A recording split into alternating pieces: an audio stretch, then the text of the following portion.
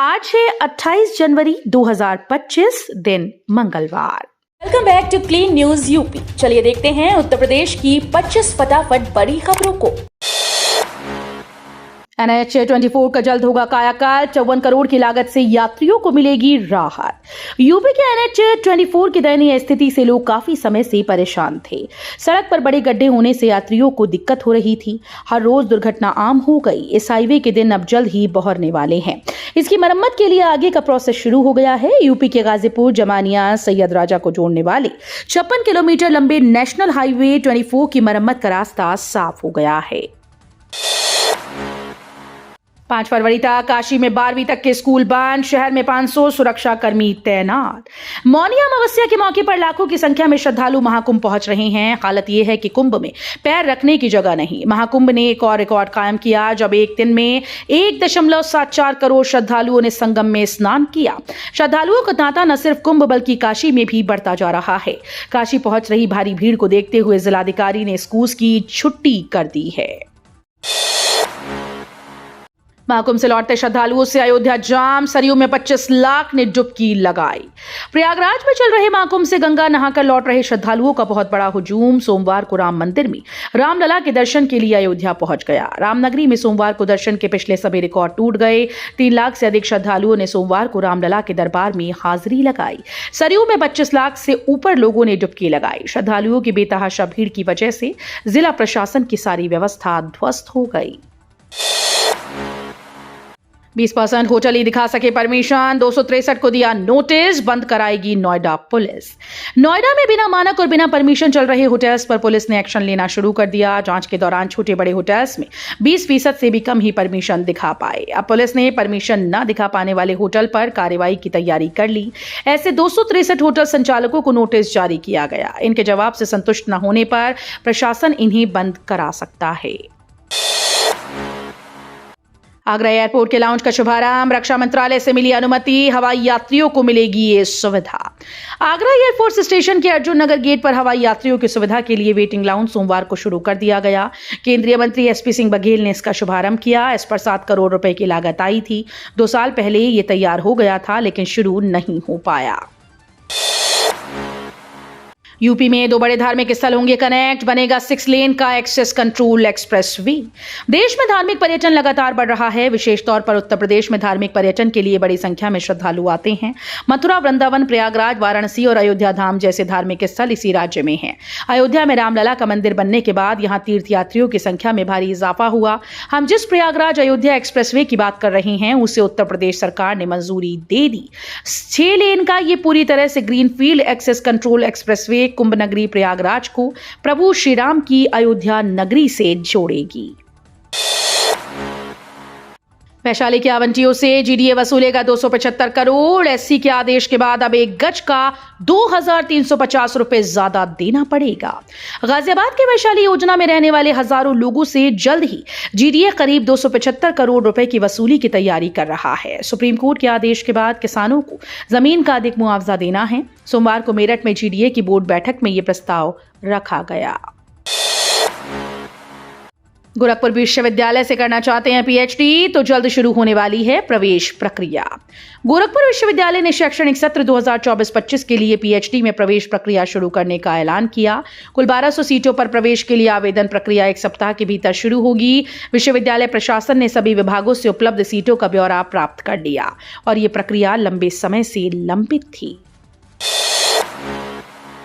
माधवीपुरी बुच की सेबी से विदाई तय, सरकार ने मंगाया नए चेयरमैन पद के लिए आवेदन।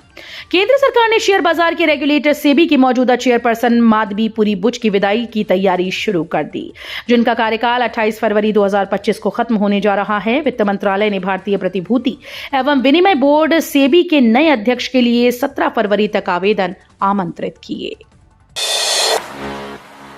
गोरखपुर में 1500 परिवारों पर उजड़ने की तलवार लटकी, राजघराने की जमीन पर बसा बेतिया हाता। शहर की बेतिया हाता कॉलोनी में बसे करीब 1500 परिवारों पर अपने आशियाने को सुरक्षित करने का संकट मंडराता जा रहा है। जिसे 51 एकड़ भूमि पर लोग झोपड़ी से लेकर पक्का मकान बनाकर रह रहे हैं। वो जमीन बिहार के बेतिया स्टेट की हुआ करती थी। अब बिहार सरकार विधानसभा में अध्यादेश लाकर इस जमीन को अपने कब्जे में करने में जुटी है। फरीदाबाद और ग्रेटर नोएडा के बीच आना जाना होगा बेहद आसान, सड़क के लिए जमीन की बाधा हुई हल। ग्रेटर नोएडा से फरीदाबाद का रास्ता जल्द आसान होगा। मंछावली पुल को जोड़ने वाली सड़क के लिए जमीन की बाधा दूर हो गई। जिला प्रशासन और किसानों के बीच जमीन का मुआवजा दर को लेकर सहमति बन गई। प्रशासन जल्द ही किसानों को जमीन का मुआवजा वितरण कर जमीन पर कब्जा लेगा। करीब 6.5 हेक्टेयर जमीन के लिए किसानों को 25 करोड़ रुपए मुआवजा वितरित किया जाएगा।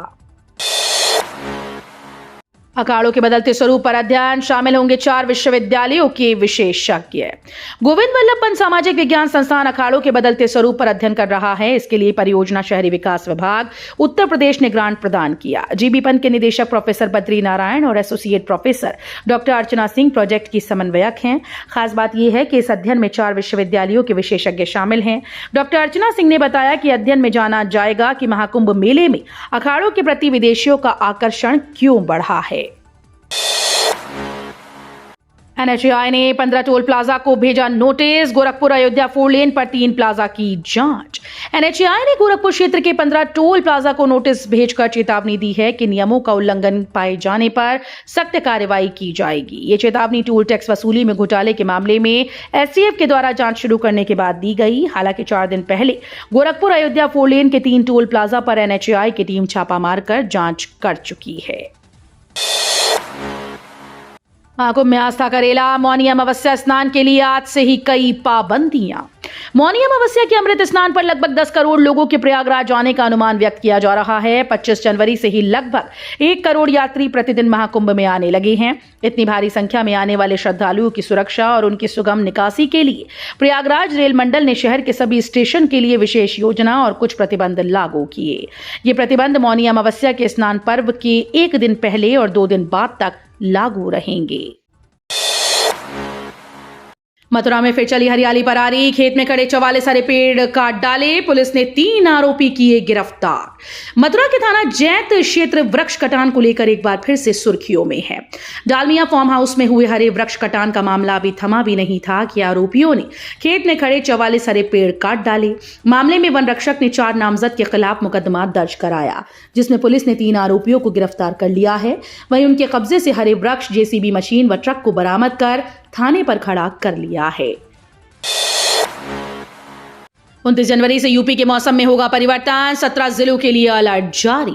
उत्तर प्रदेश के पश्चिमी हिस्से में बुधवार से फिर से मौसम में बदलाव की आहट है। मौसम विभाग के मुताबिक 29 जनवरी से पश्चिमी यूपी में एक और पश्चिमी विक्षोभ सक्रिय हो रहा है। इसके असर से पश्चिम के कुछ जिलों में बूंदाबांदी के आसार हैं।